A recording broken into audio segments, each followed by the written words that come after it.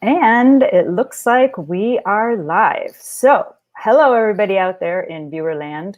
Welcome to the Pen Parentis Literary Salon. I am M.M. DeVoe. I'm the founder of Pen Parentis, and I'm the co-host of tonight's salon. Pen Parentis is a literary nonprofit, and our mission is to help writers stay on creative track after they start a family. These literary salons were created to break negative stereotypes around writers who are also parents, by presenting a vast diversity of authors who happen to have kids. We will hear readings, we will talk craft, and as always, we will try to figure out how the heck they all did it. And hopefully you will all leave tonight inspired to write, no matter what your situation. If you are a writer who has kids, you can find out more about our nonprofit at penparentis.org. I encourage you to check it out. And now a word from our sponsor. This 25th anniversary season of Pen Parentis Literary Salons is funded in part by poets and writers through public funds from the New York City Department of Cultural Affairs in partnership with the City Council. I want to thank them and also to thank our wonderful sustaining title members and our generous board and those of you who made individual donations when you ordered your ticket tonight. Thank you all so much. The theme of tonight's salon is first generation, which is a theme very close to my heart because, as some of you know, I am a first generation Lithuanian American, and Lithuanian was actually my first spoken language. But I will now bring on Christina Chiu, who is the curator of these salons and my co-host for tonight's event, and she will be telling us a little bit more about the authors and everything. And there we go. Hi, Christina. Everyone. Thanks, Milda. This is it's exciting to be here because I think first generation is a topic that a lot of people actually are interested in and talking about right now. We have three incredible authors tonight. Our first author tonight is Kristopher Jansma. He's the author of Why We Came to the City and the Unchangeable Spots of Leopards. Isn't that a great title? He's the winner. It's the winner of the Sherwood Anderson Foundation Fiction Award. He's also won a Pushcart Prize, and he's the recipient of an honorable mention for the Penn Hemingway Award. Yeah, that is pretty awesome. He's written for The Times, Chicago Quarterly Review, Zizva, The Believer, Prairie Schooner, and Electric Literature. His work has been noted as distinguished in the Best American Short Stories 2016 and the Best American Essays of 2014. He's Associate Professor of English and the Director of Creative Writing at SUNY New Paltz, and he lives in Westchester with his wife and two children. And one of his kids has a birthday today. Tonight. 4 years old today. Happy birthday, baby. We're very excited. Please welcome Kristopher. Yay, Kristopher, you get to read. Ready, set, go. Okay. Hi, everyone. I just wanted to thank Pen Parentis for inviting me tonight. This is my third time reading with Pen Parentis. I read once right after my older son was born. The last time was actually when my daughter, who's just now turned 4, was about to be born. So it's very exciting to be back again tonight. I'm going to read a little bit from a new work in progress. This is called Vrijbuiter, which is a Dutch word, which means freebooter, which is, I guess, a term for a pirate. This is a little story I wrote about my first-generation relatives. Will van S. had never had particularly strong feelings about being Dutch. But then the pandemic and the shutdown began, and he had begun craving cheese. A certain orange yellow in rounds or wedges encased in a deep red wax, Gouda, which he had seen as a boy, being sold from a cart in a marketplace in Delft when he was 9 or 10 years old. Wheels of cheese the size of his father. He remembered the trip and all the old churches that his father had insisted they go into, even if no one in his family believed in God, something he was just at that age beginning to add up. His grandfather and great-grandfather, each named Wilhelm, for whom Will was named, had been an artisan. Elaborate inlaid woodworkings that adorned some of these churches and other halls of power, including the inside of the International Court of Justice at The Hague, where they tried war criminals. The Peace Palace, they called it. And in the ceilings and along the walls were these intricate puzzles of wooden pieces, shades of reds and browns that formed vast mosaic miracles. As a boy, he'd been unable to grasp it, aside from a sense that this was part of his own blood, his DNA, even before he knew what that was.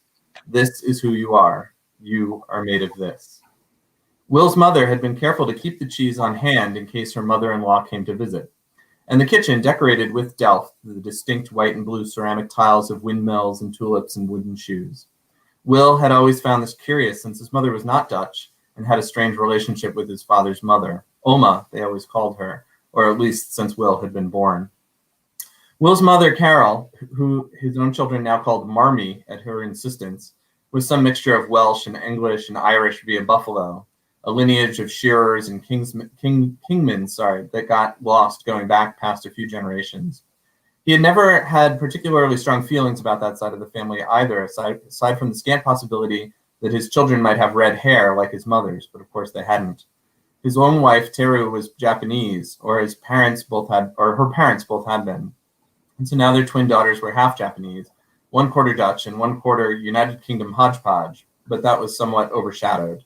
They looked Japanese more than anything else, and they were named Yui and Nico. People were often a bit unsure what Will's role even was in all this. At playgrounds, dropping them off, picking them up. Once, someone had asked him how he'd been able to adopt them both as a pair. The food from his mother's side was a series of casseroles, always bound up with Campbell's cream of mushroom soup. He had no desire for these as the stress of quarantine settled in, just the Gouda cheese. He wasn't the only one. His friends were all reporting similarly intense cravings for their own ancestral foods, rice, beets, tamales, etc. Teru wanted bowl after bowl of thick white congee, especially with rusang on top, some kind of thin dried meat. Will had known her for 10 years and had never seen her eat it before, and now the sink was full of empty bowls with streaks of the porridgey stuff hardening inside. Will was sure that Teru felt the same way he did about the cheese, not just the taste of it, but the feel of it, removing the red wax, the thinner orange layer beneath it, cutting cubes of it to be consumed with Ritz crackers like his mother had done at every Oma visit when he was young, or pulling the metal slicer down the slope of the wedge, watching the curls forming on the other side, thin slices that could be put on buttered toast, eaten plain, or layered onto roast beef with mustard in the sandwiches Oma had made for him as a boy. Her own mother had lived to 106 years old, survived both world wars and the entire 20th century, eating mostly smoked fish, Nutella, and this amazing cheese. When the subject came up, Will had his go-to story about his father, and it was this. At age 6 or 7, he and 2 friends from the neighborhood got the idea to open up a little lemonade stand down near the entrance to the tennis courts. They got a big thing of Suntime powder from someone's mother in a big jug and some cups. Will remembered that it had been his job to do the sign, and he'd carefully spelled out the word lemonade and 25 cents in a rainbow of bright, attractive colors. They'd been out there the better part of the day, and business had been good. People coming to play tennis would buy a cup, sometimes 2 or 3 even, on the way in and on the way out. Just before 5 o'clock, when the mothers would begin sounding the call for dinner, Wynn accounted their earnings at $7.50, or $2.50 each. He'd already begun deciding which comics he'd be buying with the money on Saturday when they went to the store, when he heard one of his friends shouting. A man was rushing towards them from the trees on the right side. He was wearing a bright blue bandana over the lower part of his face and a big white cowboy hat that Will recognized as the same one his father kept on the peg in their family room. It was his father, no doubt about it, rushing towards them with a bit of rope in one hand that had been tied into a lasso. He didn't lasso anyone with it. Will doubt he'd have known how, but he did whip it around in a sufficiently terrifying way that Will's friends both screamed and fled the scene, leaving him there to face his father alone. Dumbfounded, Will stood there as his father hooted and hollered and grabbed the little box that they'd put their money into and mimed shooting guns in the air. "That's ours," Will tried to say, but he couldn't quite make the words form. Not because he was scared, it was just his dad, after all, and he knew his dad would never hurt anyone, but because he couldn't really understand what was happening. "You've been robbed by the Blue Bandit," his father cackled, rubbing his belly cartoonishly. "That ought to teach you a lesson." And then he pushed the stand over, spilling the lemonade all over the sign Will had made, and turned and ran off into the woods with the money.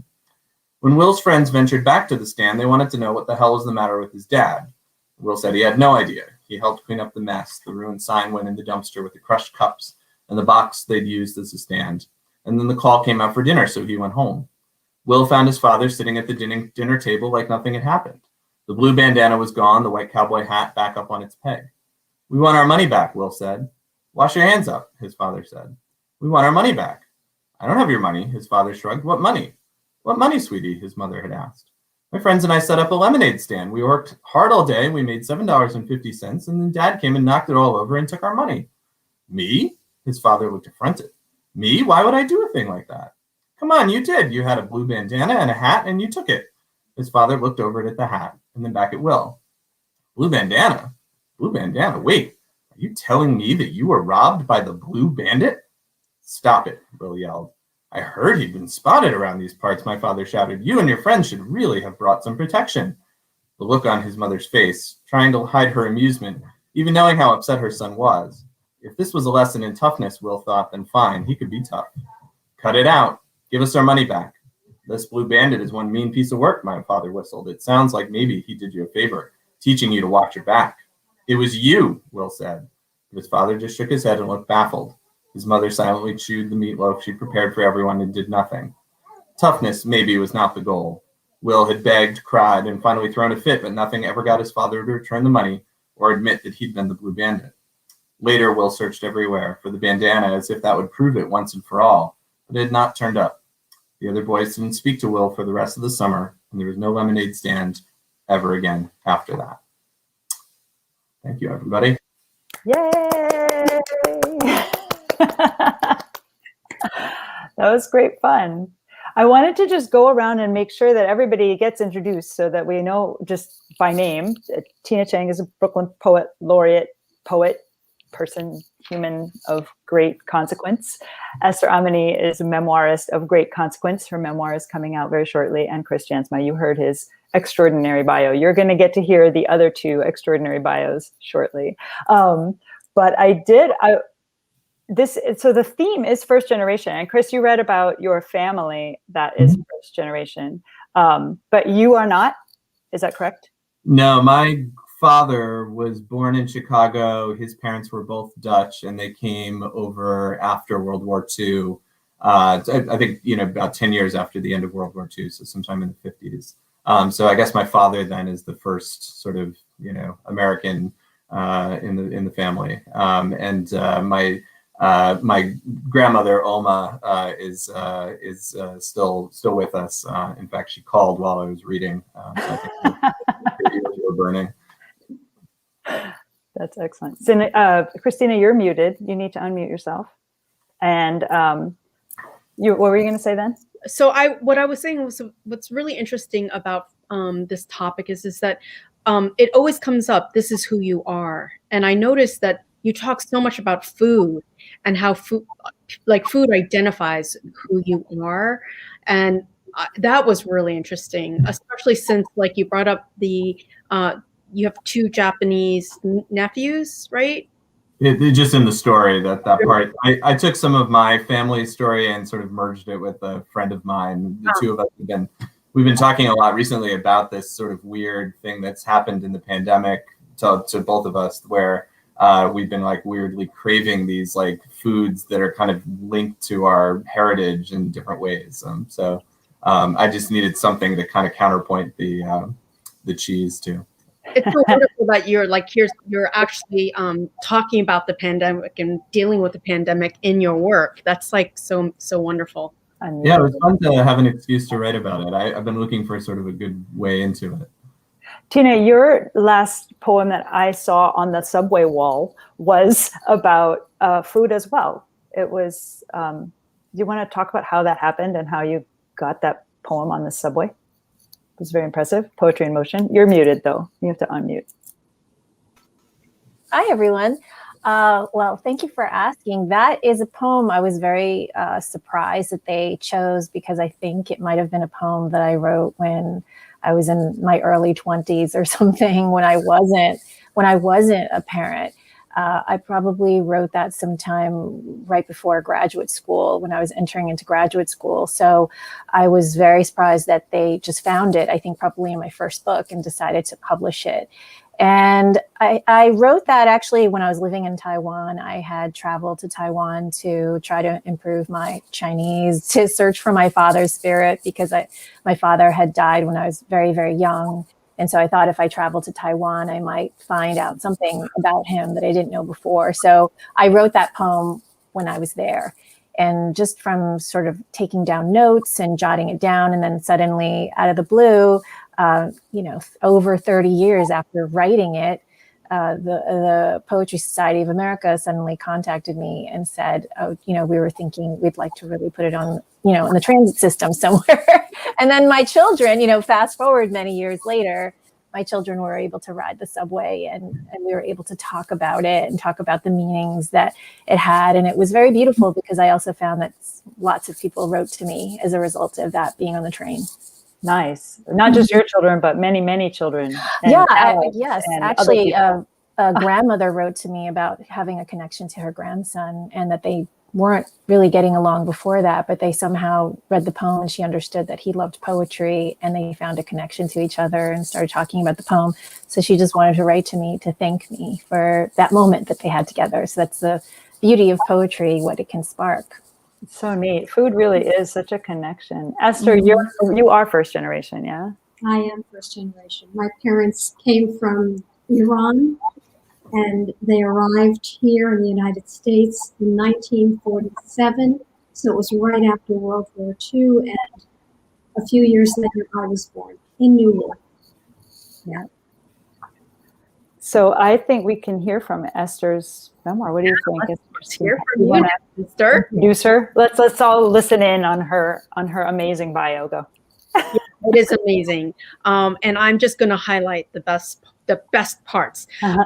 Esther is a writer. She's such a creative. She's a painter, and she, get this, is a psychoanalytic psychotherapist.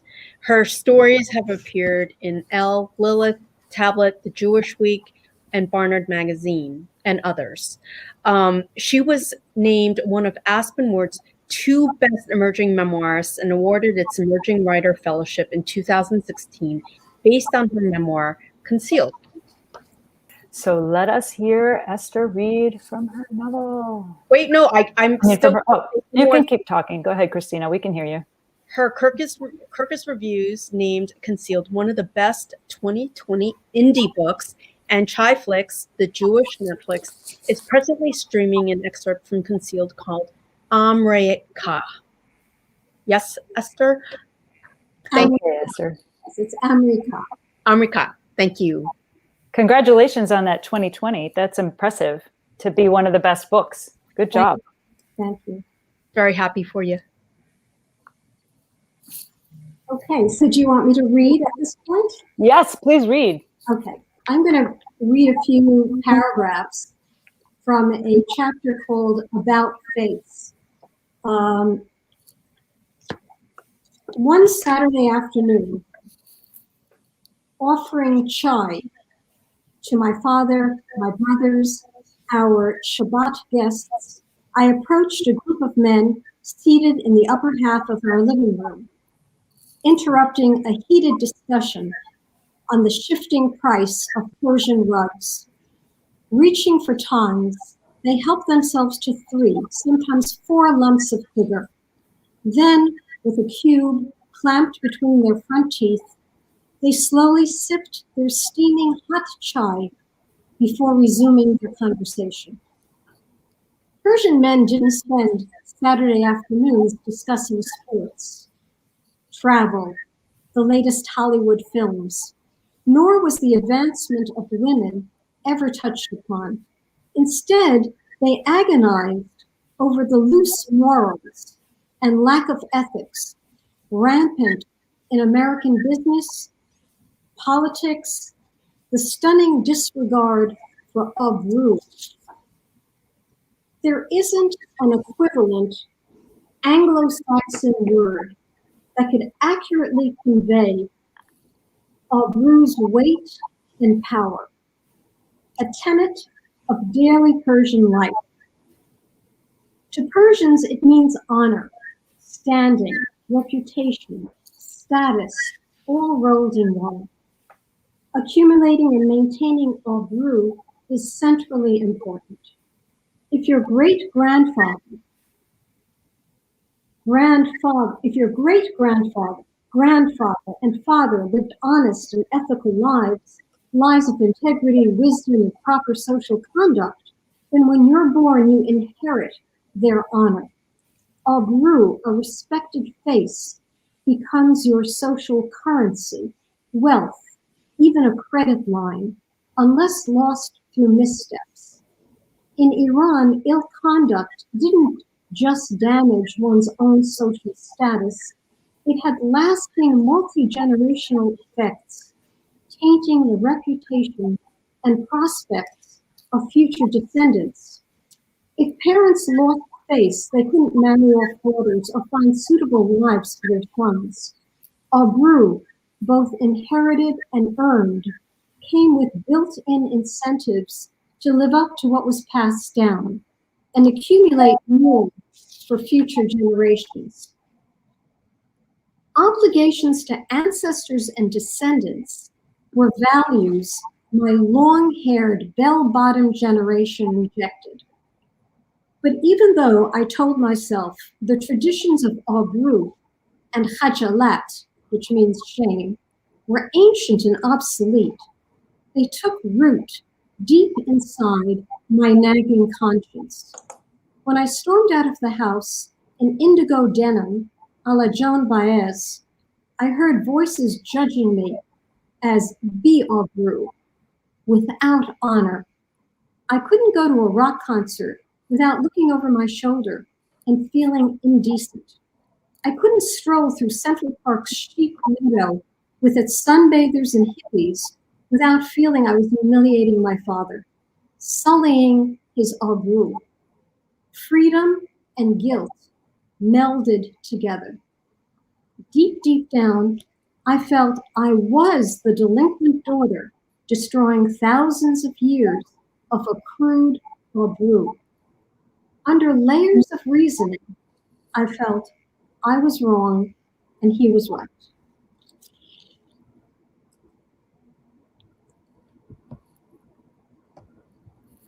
Yay! Esther, you talked about something about face, and I think face is such a first generation concept.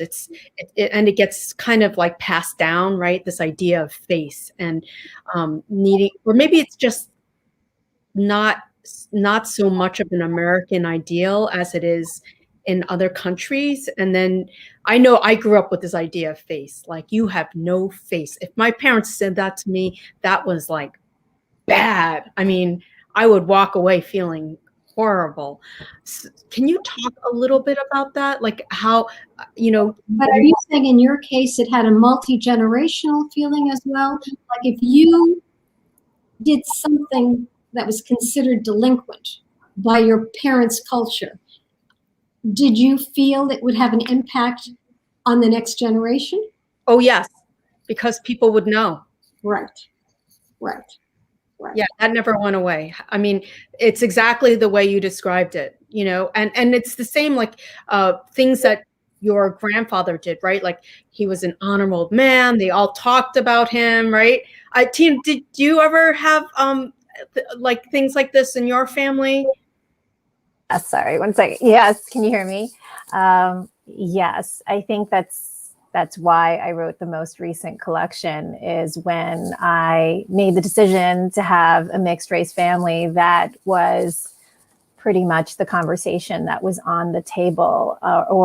And I think that, Christina, you talked about it in such a way that it was so meaningful to you. This idea of saving face is very, very important in the Chinese culture, meaning that you never want to do anything to embarrass your family, your parents, and your ancestors. So I think that when I decided, made a firm decision, I will have a mixed race family. I will love the person or love the individuals that I want to love, irregardless of anything that my family thinks and feels. I think I had to actually give up on this idea, really give up on it, like put it away somewhere where I wasn't concerned anymore for saving any face. What mattered the most was the way I decided to live my life, the way I wanted to dictate my life. And what was most important was that love was on the table. And so I thought then saving face didn't matter anymore. And that was a hard, very, very difficult thing to put away. I'm saying it like it was so quick, but it was a very long process. Yeah. But I think it transforms into something else. You know, I think I can't speak for you, but I have a hunch that it is what it is for me as well. That I had to, over time, decide what Albrew means to me. You know, it may not be what it meant to my parents or my ancestors, but let's say being ethical, let's say being honest, let's say being true to myself was my Albrew. Yeah. And so I had to redefine it. You know, in the culture my parents came from, and they came from the city of Mashhad, which is a fanatical fundamentalist city in Iran. Women were not allowed to learn to read and write. And so for me to write this book, being the first female from both my father and mother's side, that ever went to school, whoever became literate, and to write the book was defying this ancient notion of what a woman does do, what a woman doesn't do. It's disgraceful. You're disgracing the community, your family, and tainting future generations. So, you know, of course, I had to battle that internally in my own head in order to write the memoir. I think, yeah, I mean, isn't it like when you redefine it, integrity doesn't change. It's just your version of integrity, right? Like, so. And yet Esther had a really good point on the obligation to your ancestors. When you put it that way, and you say you have an obligation to your ancestors, as opposed to, of course, American freedom and your responsibility as an American to take care of the individual yourself, right? I mean, we raise our kids to be the best they can be, to go as far as they can possibly go. Like, it's up to them to discover who they are. Whereas I, as a first generation, was definitely given an obligation to my ancestors. You will learn this language because the Soviets have taken over Lithuania, and if you don't learn it, it's going to go away. Like, it is up to you, person, to learn this language. So, like, it's a pretty heavy burden to carry. I wouldn't knock it too quickly, you know, because as much as I hear what you're saying, it's a burden, at the same time, there's something very beautiful about making room in your narcissistic self, which we all have, and making room for those who came before us and those who will come after us, and try to keep that in mind instead of the me culture of, you know, I will do what I want, I'm free. Well, it's interesting when your parents are telling you why you should be doing something, the feeling that Tina was expressing of, you know, well, wait, what about my heart? What about what I want? What about my love? They do say it's narcissistic. They tell you that, you know, it's not about you. Yeah. And so it turns into, should I betray myself for my ancestors? As opposed to, Esther, I love your idea of embracing it as like a beautiful, like, honor. Who doesn't want to be honorable? We all want to honor our ancestors, and we all want to honor, well, maybe not everybody, but there is a sense that honor is a good thing. Whatever that means to you, that honor is something valuable. Chris, you haven't said a word. Could you jump in? Yeah. Well, yeah. So I don't have a lot of that hanging honor over me. Maybe as which is maybe you know, something I'd always seen growing up as a little bit of, you know, I don't know, it's just sort of nice that I didn't have this, you know, my family, like, unlike a lot of the families of my friends, were, you know, we weren't very, like, attached to our culture in any way. And I had, you know, I had friends that were first generation Americans and Chinese Americans and Indian Americans who, you know, had, like, you know, really very, you know, sort of what seemed to me like very strict parents who really had big expectations for them. And mine did as well, but, you know, they weren't coming from our, like, Dutch heritage, which, like, to me never meant anything. You know, we had been there, we traveled there, I knew the food, but, you know, it's sort of one of those weird things, like, there aren't, like, a lot of stereotypes about the Dutch. There aren't, like, you know, we're not known for being a certain way or doing things a certain way, or at least it wasn't really passed down to me that we were. And so what's happened kind of in a weird way is like kind of now as an adult, I've started kind of going back and realizing a little bit where some of these things are coming in. Just one quick example, but one time I met someone else that was Dutch, and he refused to cross his, I think he was like refusing to jaywalk.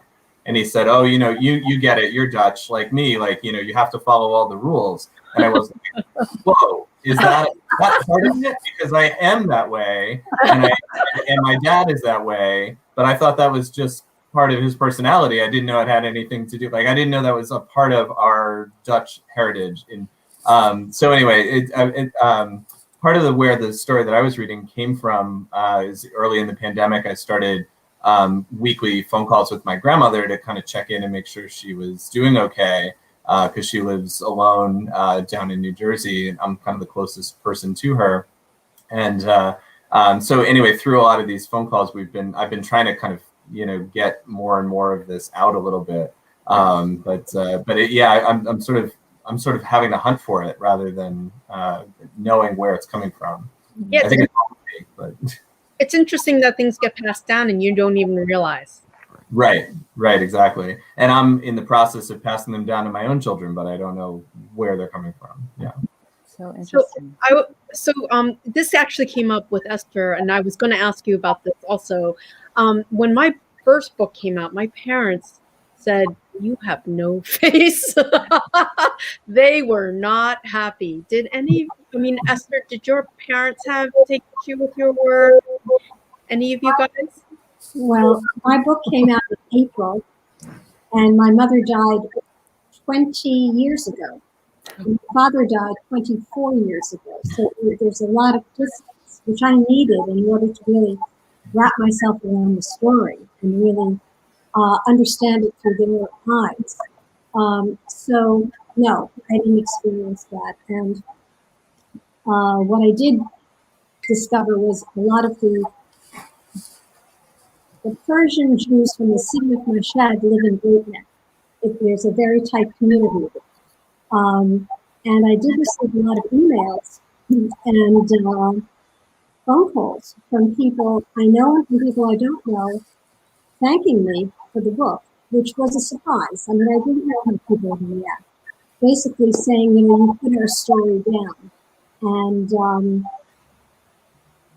and it's a first. It's a first memoir. It's a first personal account of what it was like to live in that city of Mashhad, which I did not experience. My parents did, but I've heard thousands of stories, and what it's like to grow up with one foot in medieval Mashhad, because my father brought that city into our living room in Kew Garden Springs. So I felt like I had one foot in medieval Mashhad and the other was in 20th century America. And to be caught, culture clash, lots of collision, opposites, not understanding each other, the two cultures. And so the community, many people responded by saying, wow, Esther, you nailed it. I mean, that's exactly how I felt. That's how my children feel. And that was wonderful to hear, because I had no idea what I would get as a result. It's very exciting. Tina? It's good that you got such a good reception. That's wonderful. Yeah. That should actually hearten people who, this morning I did a meetup with a bunch of writers, and one of them is writing a memoir, and brought up, we were talking about the fact that the Salon was happening tonight, and it was about first generation. And she was revealing that frequently she feels that maybe she shouldn't be telling her story because other people's stories should be told instead. And we had this very interesting and intimate discussion about the fact that it's not about whether you have the right to tell your own story, because you always have the right to tell your own story. And what's wonderful is that there normally are people out there who want to hear it, who will identify with it. There is a reader out there who wants to hear about, a Persian immigrant. This is like their story as well. And so it's less about, we were sort of saying, well, maybe it's the publishers that should be making sure that every single story gets told, and that like they're not just telling one story and excluding other people. But the writers should all tell their own story if they feel the need to do so. Like, you have to feel that you can talk. You have to. Well, I think with Esther's book in particular, so much is about being concealed. And she's bringing everything to light. And I think that's really that's part of the writer's job, right? To speak their truth, whatever that truth might be. So it's really nice to see that it really was so well received. I mean, you know, didn't you sell like over something like 3,000 copies or some crazy thing like that during COVID? I mean, it's amazing. It's so wonderful. Yay. But, you know, to get back to what you were saying, I think so much has to do with our own inner voice. Before we even get to society, before we even get to the literary agents and the publishers, and, you know, are they willing to accept stories that are different? Before we even get to that, you know, I think so many of us, I certainly went through it and I've heard others say, I don't feel entitled. I don't feel good enough. I don't feel I have a real story to tell. And you know, I love to read. I appreciate great literature, but I don't think I can do it. You know, and it's all like this inner split where we are telling ourselves we're not good enough. We're basically not good enough. And you know, and how to knock that voice out. How to extract it, how to free ourselves up so that we can say, yeah, the hell with that severe critic inside of us. You know, push that voice aside, and I'm going to write for me. I'm writing for me. I'm not writing for anybody else. And I'm not going to show it to anyone else, okay? If that frees me up, then that's what I have to say about it. And yeah, I think we have to con that critic by coming up with some kind of story. I know I did that. I kept saying, I heard that voice over and over again, and it was the voice of my child. I really knew it was coming from a city I had never even visited that was saying, how dare you? How dare you? There's going to be consequences. And I had to almost like inebriate that voice, get it drunk, and tell myself, I'm just doing this for me. No one will read it. No one will read it. And that's how I got through the whole thing. But I think everyone's got to have a way in which they can knock down the barriers that they themselves create. Yeah, that's true. Yeah. All right, I'm ready for another humongous bio. Yes. Ah!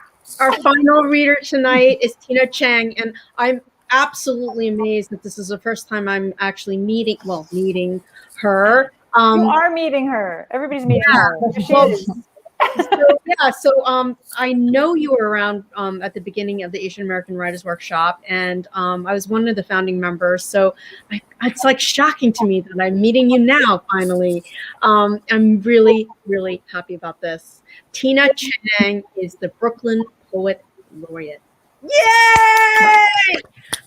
She's the author of the poetry collections Tabrida, Of Gods and Strangers, Half-Lit Houses.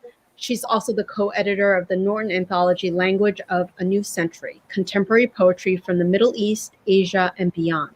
Her poems have been published in journals such as The American Poet, McSweeney, The New York Times, and Plowshares. She's received awards from the Academy of American Poets, the New York Foundation for the Arts, Poets and Writers, among others. She's the director of creative writing at Binghamton University and lives in Brooklyn with her family. This is her second appearance here with Pen Parentis. Yay! Yay! Should I start? Is that good? Ready? Hi, everyone. Ready? Hi, everyone. I'm so happy to be here. As Christina and Milda had mentioned, or maybe I mentioned it with Milda as well, that I have read one other time with Pen Parentis, and Milda reminded me that the last time we were together in person. It was at a very loud bar. It was so loud. It was so loud. The other reader was Marie Howe. It was just such a beautiful It was so evening. great. And I told her, when all of this is over, when the lockdown, when the pandemic is over, just let's unleash all the parents and just let them out of their homes, and we'll all meet at a bar and we'll all have a marathon reading. It'll just be so beautiful. I have felt a lot of support from parents during this time. So thank you, Melda. Thank you, Christina Chiu. I feel like I have so many things to say as a result of the discussion so far, but I'll try to hold it. I can say that, meeting Christina Chiu for me is like meeting a superstar, one of the founders of the Asian American Writers Workshop. I think I dreamed of meeting Christina for so long, and I promise I will meet you in person one day.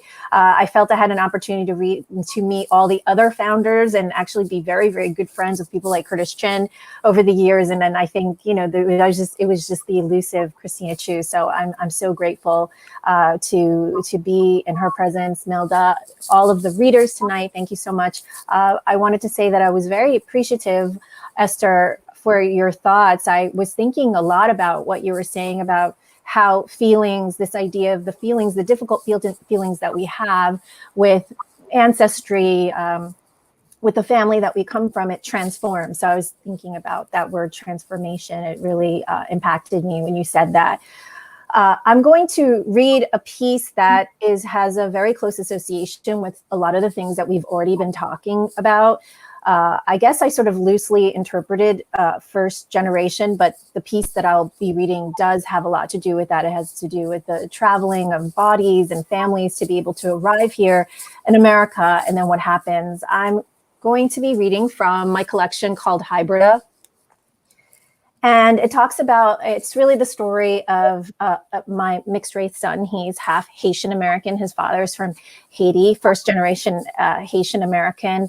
And me, his Chinese American mother, and how we arrived here. It is also from this collection. I was just thinking it is Valentine's Day almost. And if you have a literary friend and you want to get them, or if it's not a literary friend and you want to get them a gift, this gorgeous book called The Kiss, edited by Brian Turner. The piece that I'll be reading also appears in that book. It's just a beautiful book about kisses.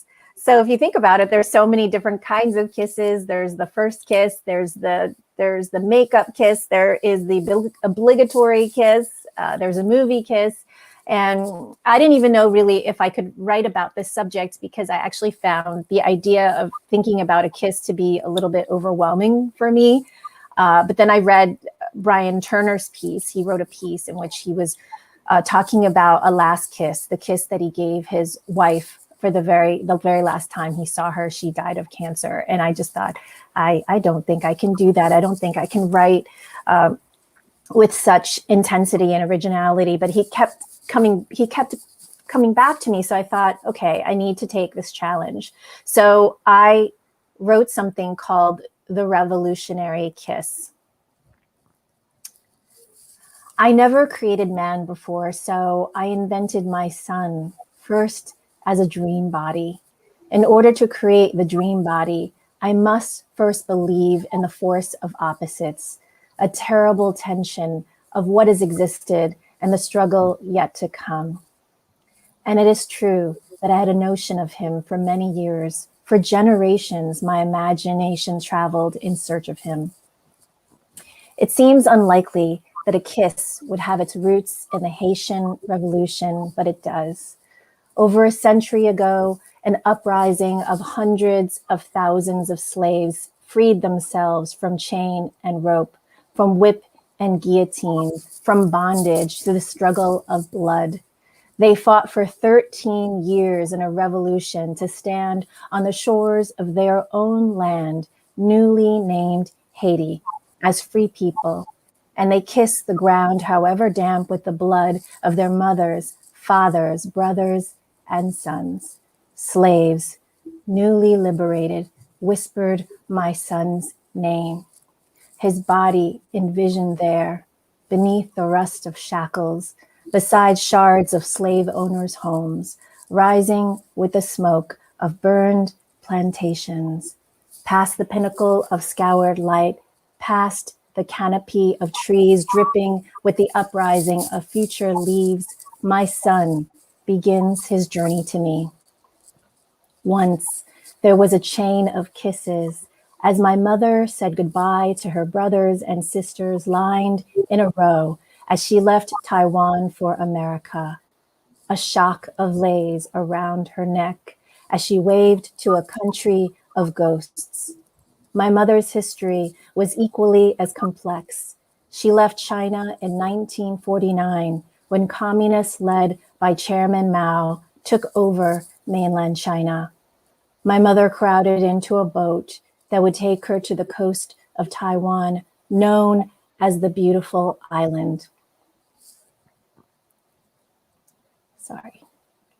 By foot, by boat, by train, by bus, by plane, it seems impossible these two histories intertwine so that one day I may find a dream body housed inside mine.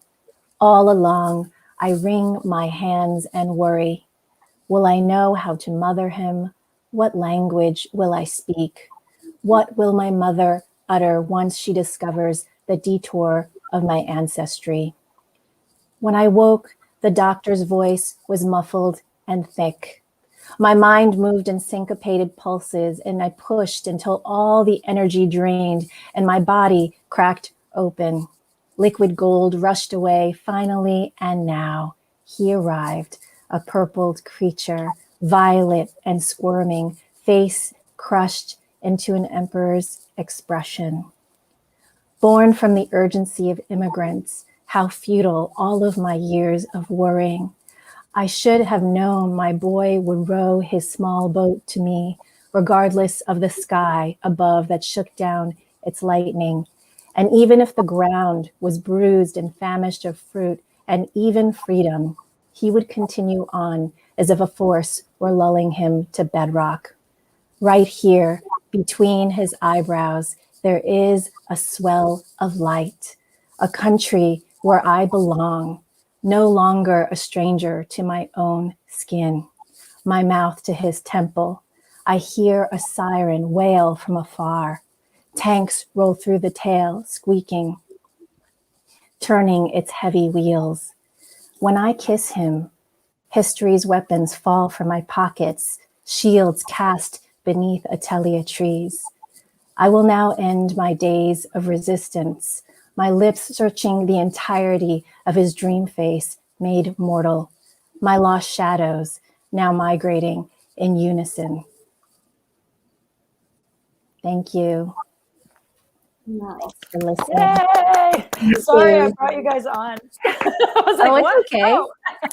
Oh. Okay. The timing is so hard. Mhm. But it was great. I Beautiful. love poetry.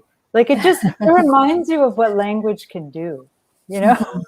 You're just like, Yes. oh, yeah. Yes. And I think that it was speaking to so many of the things that all of you were touching upon.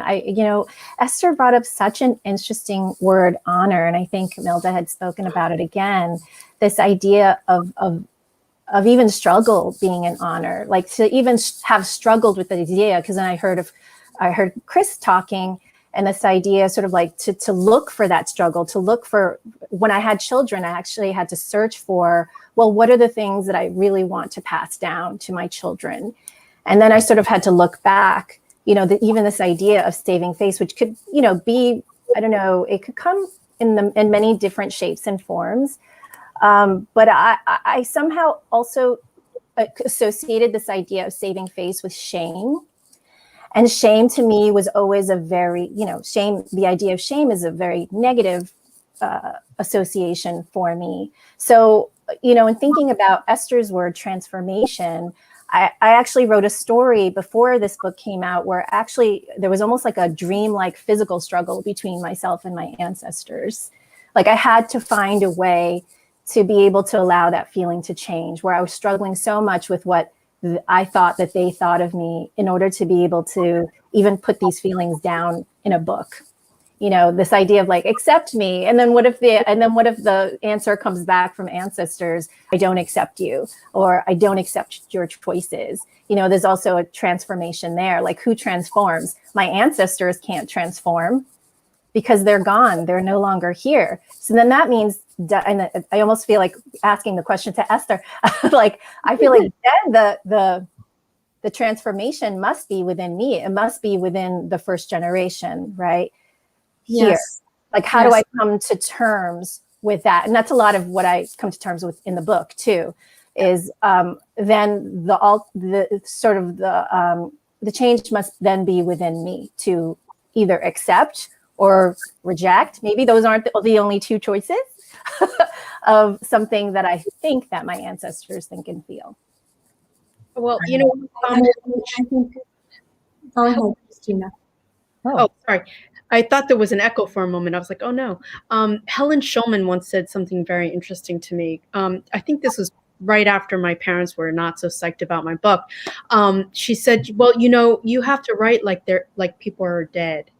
Like, you have to just write like they're not here, and they're not going to interact with your work, and move forward that way. I thought that was pretty interesting, since they're very much were a part of my life. So, but then I kind of got a hang of it, and it kind of filled out the rest of my life. My literary world kind of squeezed them out, and then the rest of my life squeezed them out. So, so that was kind of interesting. And that's a hard balance too, because people can, be dead or have died or passed away, but memories are very much alive. Like, memories are the thing that drives our writing. So I think it's a very hard balance, right? It's the voices in your head, not necessarily, because frequently we'll stop ourselves before we even have the confrontation with whoever we think we might have the confrontation with. We're busy arguing with that person already, and we already know what that person's going to say, presumably. And we don't, sometimes, that can actually stop a lot of people, that conversation that they're having with the person, the voice in their head. So. Mm-hmm. I think that sorry, go ahead, Chris. Chris, I'd love to hear. I was just going to say, this is exactly why sort of early on, I felt like fiction was going to be the way out of that, because I thought, I'll never have to worry about writing about my mom or my dad or whatever, because I'll just change everybody's names. I'll make things up, and I won't have to, I won't ever have to face these, these hurdles. And then what I found really quickly was that my mother will find herself in any character. Like, there's no. I could write a story about if she's looking, she will figure somewhere that she belongs in the story, and it, sometimes in a good way, sometimes in a bad way, but it was kind of freeing in a way, because I realized sort of as I went into really my second book, because I made a very good effort, I thought, in my first book to make the narrator's background very different from my own. His father's out of the picture. His mother is a stewardess at an airline, very different from my mom. And yet there was still like ways that she was like, oh, I think this character is based on me. And so the second time around, it was just a lot easier to just say, okay, well, if you're going to go that way, then I might as well write what I want, because there's no hiding it.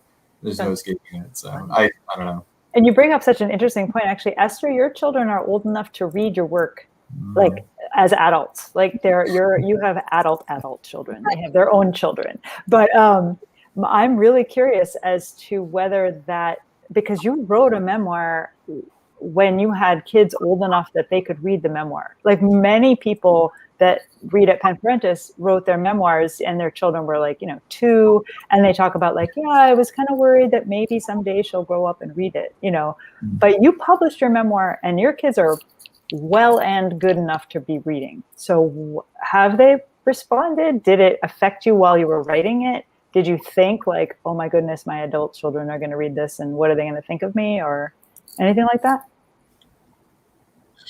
The only way I could plow through this, and I worked on the book for 5 years, rewriting and changing and adding and subtracting, was by erasing everyone.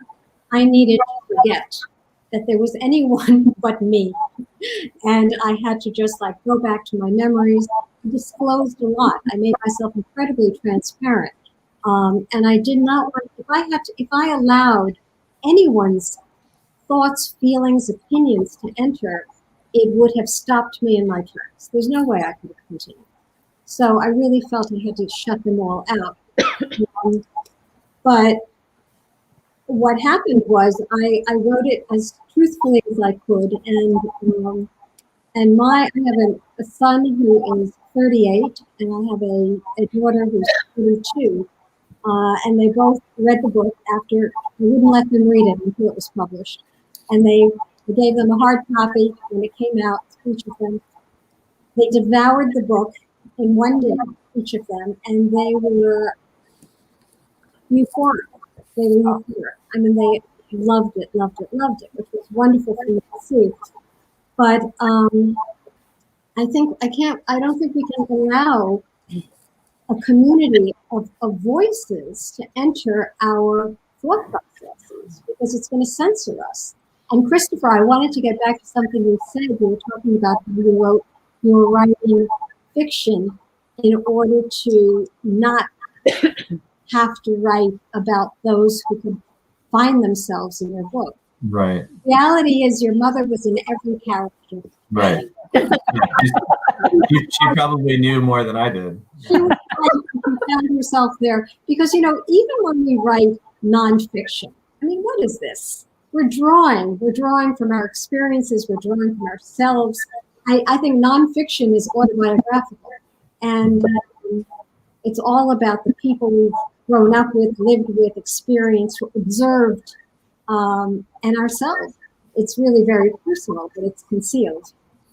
I also think some of it's a little bit of projection, right? Like whatever you're projecting out, when you read characters, you're like, oh, that's me. It could be like the opposite, right? Like, but it's what you're seeing. So then you relate to it, in a bizarre way.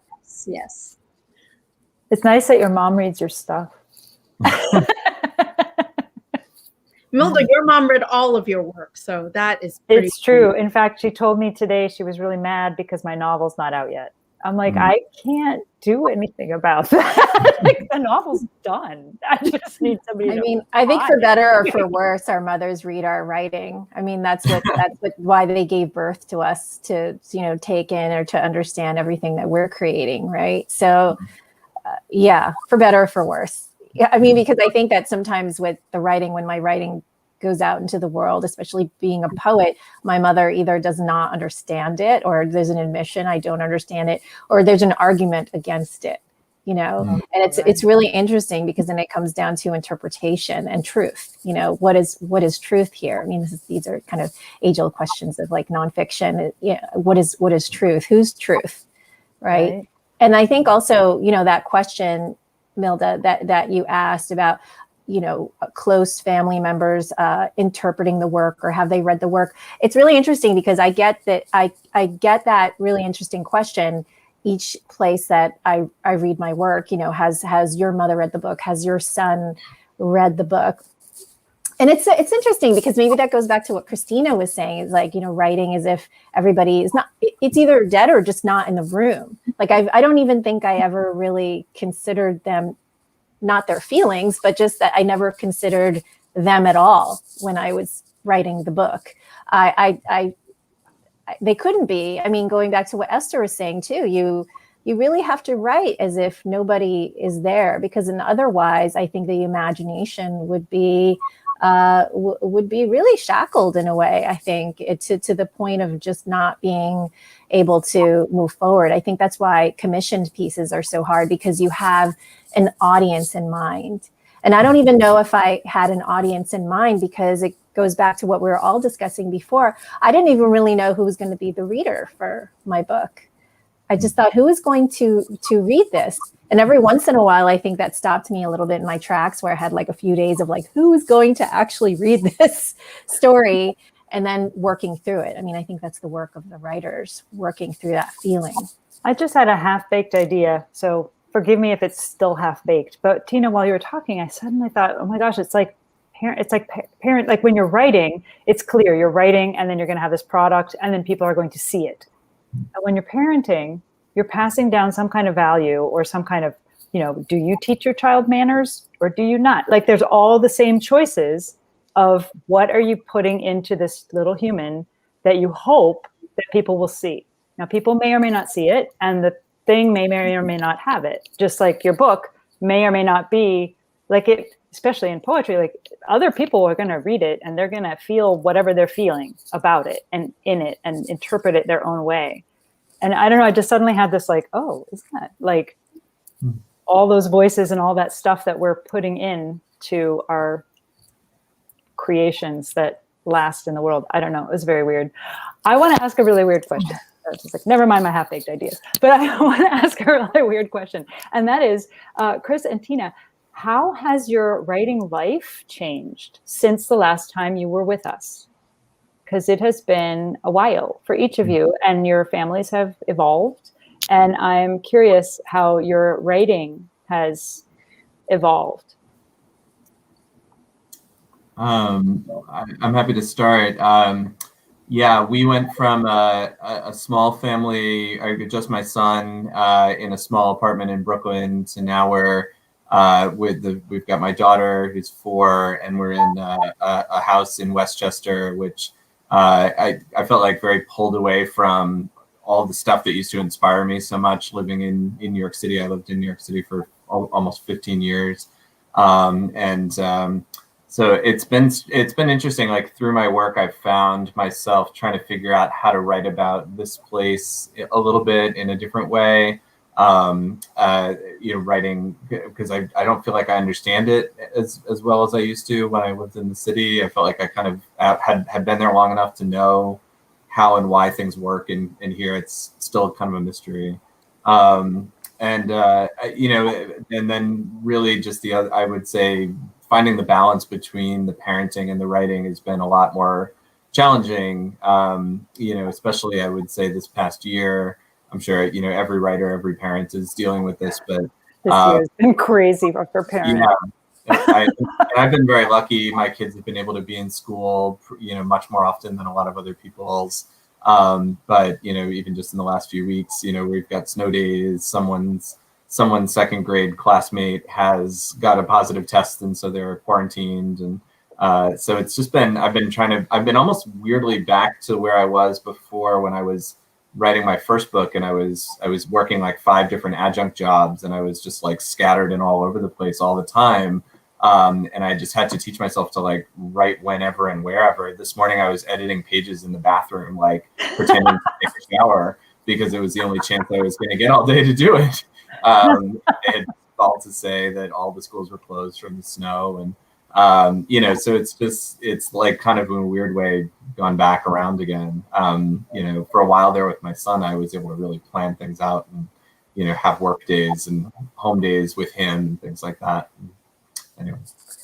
Yeah, I mean, I feel such a close association to a lot of things that Chris was saying in terms of just the movement of parenthood, because I think that the first time I came to read for Pen Parentis, my children were very young. And I really felt when children are very young, you feel that very overt struggle between caring for their very immediate needs because they need you more, just the diaper changing and just everything, just physically carrying them.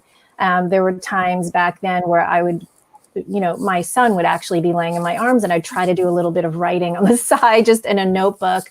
So I remember that struggle. And I even remember the night that I read for Pen Parentis, I had to run home right away because I had to then relieve somebody else that was there caring for my children. And since then, I have to say that it has definitely gotten easier. Around the time that I had my son, I also became the Brooklyn Poet Laureate, and everything seemed so new and difficult to juggle. And then over the years, it became easier and easier. I felt like I had an office space that I could work out of. My children went into school, but very similarly to Chris, I mean, this past year, 2020 really just threw me for a loop. I just had never experienced, all of us had never experienced that level of challenge in terms of being a parent and being a writer. I think I felt some level of comfort because my book just came out and I just had a very, very busy year of touring that I was kind of ready, not for the pandemic, but I was ready to kind of sit down for a while. And I thought that that time would be so fruitful. I thought, oh, here I am at home. I'm going to get lots of writing done. It's like an extended residency. No, it's not. It's the opposite. It's like children, running around. My son still is at home every single day because middle school, they haven't been allowed to return back to school because of the rising numbers and cases. So it has been very hard. Just an example, the other day in winter, I was looking for a cafe because I was trying to escape my home. And I feel like that's the writer's journey, is like finding a quiet cafe.